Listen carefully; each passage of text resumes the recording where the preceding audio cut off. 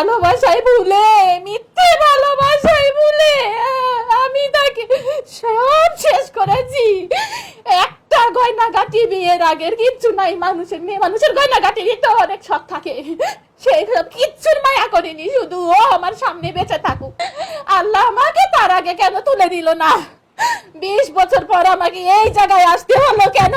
আমি কেন প্রকৃত মর্যাদাটুকু পেলাম না? একটু ভালো ব্যবহার আর একটু ভালোবাসা চেয়েছিলাম, দেয়নি। এমনও বলেছি একটু অভিনয় করো না আমার সাথে, অভিনয়টুকুও করেনি। আমার মা বলেছে, বাবা আমার মেয়ে কি তোমার কাছে টাকা পয়সা চায়, শাড়ি গয়না চায়?